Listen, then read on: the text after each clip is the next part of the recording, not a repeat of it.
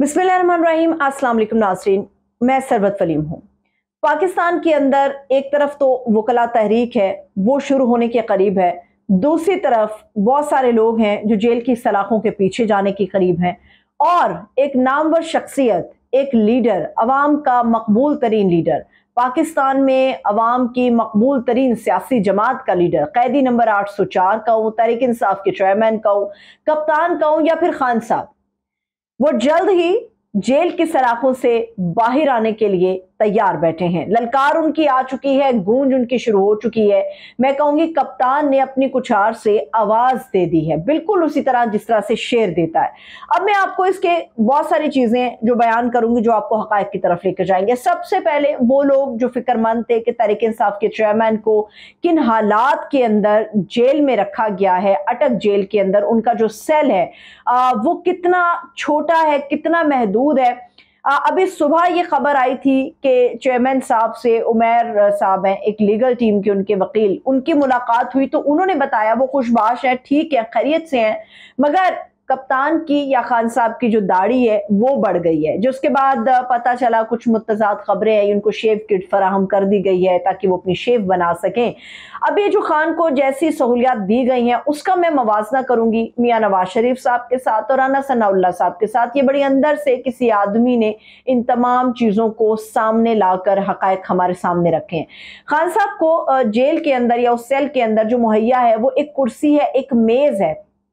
मैं उसे मैट्रेस तो नहीं कहूंगी, वो एक गद्दा नुमा है, बिल्कुल उसी तरह जैसे हमारा देसी गद्दा होता है घरों के अंदर, वो है 3 से 4 इंच का गद्दा। अगर कोई आदमी या खान साहब जैसा आदमी उसके ऊपर लेटेगा तो वो बिल्कुल जमीन के साथ लग जाता है, उसमें आरामदेह कोई चीज नहीं होती। वो गद्दा फराम किया गया है, एक बाल्टी है नहाने के लिए, ओपन वॉशरूम उनके सेल के अंदर मौजूद है।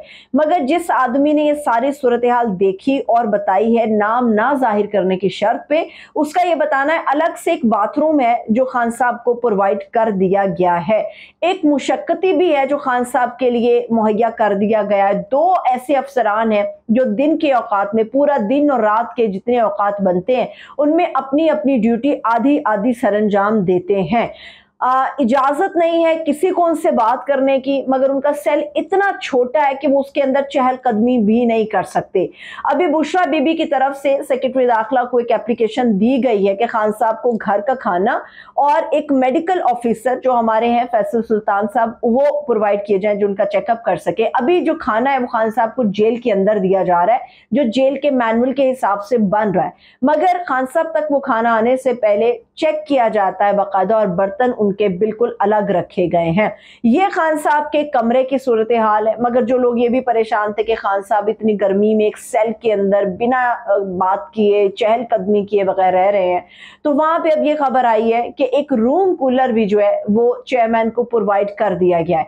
अब इसका कंपैरिजन करते हैं मियां नवाज शरीफ साहब को जब जेल के अंदर रखा गया था। मियां नवाज शरीफ साहब को जेल में जब रखा गया था तो उन्हें एसी की सहूलत मुहैया थी, एक से ज्यादा मुशक्कती उन्हें दिए जाते थे, टेलीविजन उनके सेल के अंदर मौजूद था, और इसके अलावा उन्हें एक चारपाई दी गई थी, चारपाई के ऊपर उन्हें एक गद्दा डालकर दिया गया था। न्यूज़पेपर की सहूलत उनके पास मौजूद थी, और सबसे बढ़कर यह कि उनके इस्त्री शुदा कपड़े उनके घर से आते थे, और इसके अलावा उनका जो खाना था वो भी रोजाना की बुनियाद पे उनके घर से आता था। मगर खान साहब को ये सहूलत जो है वो मुहैया नहीं की गई है। फिर इसका कंपैरिजन करते हैं राना सनाउल्लाह साहब से। राना सनाउल्लाह साहब को जब जेल में रखा गया था तो उनको तकरीबन 1 से 2 इंच का गद्दा था, यानी बिल्कुल जमीन पे आप एक फर्शी दरी की तरह समझ लें, वो उनको प्रोवाइड किया गया था। मगर कहा जा रहा है कि बाद में शायद कुछ सहूलियात बेहतर हो गई थी, मगर इसी तरह था कि वो जमीन पर ही सोते थे। इसके अलावा पाकिस्तान के अंदर ये जो सारा हमने खेल देखा, चेयरमैन को जेल में डाल दिया, जबरन बहुत सारे लोगों की मोहब्बतें, वफादारियां तब्दील करा दी गई। अब ये हो रहा है कि पाकिस्तान के अंदर इसके बाद तो इंतखाब अपने मुकर्ररा वक्त पर होना चाहिए था, मगर इंतखाब अपने मुकर्ररा वक्त पर नहीं हो रहा है। एक तरफ वकला की तरफ से ये अल्टीमेटम दे दिया गया है कि 90 रोज के आईनी वक्त के मुताबिक अगर इलेक्शन होता है तो ठीक है, वरना फिर एक तहरीक चलाई जाएगी। अपनी इस तहरीक का मुस्तकबिल क्या होगा ऐसे में, जबकि वकला के अंदर हमें डिवीजन नजर आती है, आधे एक तरफ हमें खड़े नजर आते हैं और आधे हमें दूसरी तरफ खड़े नजर आते हैं। इसके अलावा पाकिस्तान के अंदर इंतखाब की जब बात करते हैं, इलेक्शन कमीशन ने बता दिया दिसंबर के अंदर सारे मामला तय होंगे, हल्का बंदी हम फाइनल करेंगे। फरवरी का इशारा मिल रहा है कि शायद इलेक्शन हो जाए, क्योंकि मार्च में सेनेट के इलेक्शन है। मगर जो इशारे फरवरी के मिल रहे हैं, बात इससे भी बहुत आगे जाने के बहुत ज्यादा रोशन इम्कानात है। मुझे बड़ी शर्म आ रही है ये बात करते हुए, मगर ये एक हकीकत है कि फरवरी 2024 में भी पाकिस्तान का आम इंतखाब में होता हुआ नजर नहीं आ रहा है। जबरी तौर पे जनूबी पंजाब के बेशबहा ऐसे कारकुनान हैं जिनका ताल्लुक पाकिस्तान तहरीक इंसाफ से है, उनकी वफादारियां जबरन तब्दील कराई जा रही हैं और पाकिस्तान तहरीक इंसाफ की कोर कमेटी की तरफ से ये एलामिया जारी किया गया है कि सारा कुछ मलिया मेट करने के बाद अब जो वर्कर बचा है, जो कारकुन बचा है, जिस जिस हिस्से में कुछ कारकुन ज्यादा है, वहां पे जबरन डरा धमका कर उन लोगों से तहरीक इंसाफ के साथ वफादारी तब्दील कराई जा रही है, यानी कि उन्हें छुड़वाने की कोशिश की जा रही है कि आप पीटीआई को छोड़ दें। अब मुर्तजा सोलंकी साहब, वैसे तो वो बड़े एक आला पाई के सहाफ़ी, मैं कहूंगी बड़े पुराने सहाफ़ी हैं, वज़ीर इत्तलात बन गए इस निगरान सेटअप के अंदर। अब मुर्तजा सोलंकी साहब ने ये कहा है कि पाकिस्तान में इलेक्शन अब हो तब हो जब भी हो, हम तैयार हैं। अगर इलेक्शन 90 दिन के अंदर होते हम तब भी तैयार हैं, 90 दिन के बाद होते हम तब भी तैयार हैं। अगर 90 दिन के अंदर होते हुए सब तैयार थे तो इलेक्शन कमीशन को क्या मुसीबत आई हुई थी कि उन्होंने इस मामले को इतना लंबा लटका लिया? क्या इलेक्शन कमीशन अपने तय ये फैसला कर गया या फैसला करवाया गया? अगर इलेक्शन कमीशन के ऊपर सारी जिम्मेदारी डालनी थी, पिछले दिनों तो इलेक्शन कमीशन भी तैयार था मगर गवर्नमेंट तैयार नहीं थी कि पंजाब के अंदर इंतखाब हो जाए।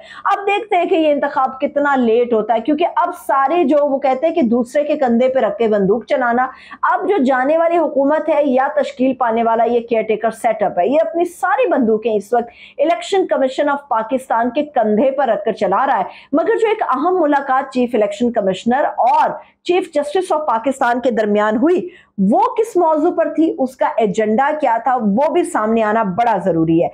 सुप्रीम कोर्ट ऑफ पाकिस्तान के हवाले से सुबह मैंने अपने व्लॉग में बताया था कि मरियम बीबी जो है उनके खिलाफ नैब ने एक एप्लीकेशन फाइल कर दी है। वो समात अब होने जा रही है 22 अगस्त को, मगर 25 अगस्त को एक और बहुत बड़ी समात होने जा रही है। एक बड़े ही नामवर ब्यूरोक्रेट हैं अहद चीमा, जो जेल में भी रहे, तकरीबन 3 साल उन्होंने कैद भी काटी, चेयरमैन LDA भी वो रह चुके हैं, वजीर आजम साबिक वजीर आजम शहबाज शरीफ साहब के मुआविन खुसूसी भी रह चुके हैं। मुझे अच्छी तरह से याद पड़ता है कि जब जेल के सलाखों से चीमा साहब बाहर आए थे तो उन्होंने शहबाज शरीफ साहब से ये बात की थी कि मैं हुकूमत संभालने में आपकी मुआवनत करूंगा, मगर मैं सियासत से किनारा कशी इख्तियार कर रहा हूं। फिर उसके बाद ये खबर आई हमें कि शहबाज शरीफ साहब ने अहद चीमा को अपना मुआविन खुसूसी मुकर्रर कर दिया। याद रहे कि अहद चीमा साहब इस जाने वाली हुकूमत के साथ चले नहीं गए। 3 बंदे हैं जो इस वक्त शहबाज शरीफ साहब की टीम के हैं और काकड़ साहब की कैबिनेट के अंदर मौजूद हैं।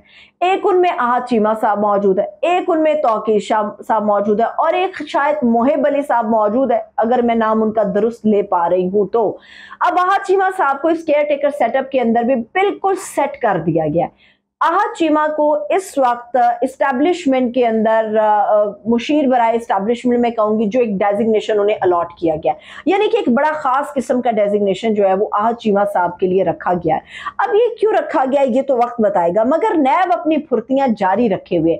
नैब की तरफ से सुप्रीम कोर्ट ऑफ पाकिस्तान के अंदर ये दरख्वास्त डाली गई है कि अहद चीमा जो है उनके ऊपर भी बेशबहा इल्जामात हैं, आमदन से ज्यादा 700 के इल्जामात हैं, करप्शन के उनके ऊपर इन्वेस्टिगेशंस हैं, इंक्वायरीज हैं, तो इसलिए उनकी भी जमानत जो है वो मंसूख की जाए। सुप्रीम कोर्ट ऑफ पाकिस्तान ने 25 अगस्त को ये अहम प्रोसीडिंग जो है वो रख ली है, इसकी समाअत होने जा रही है।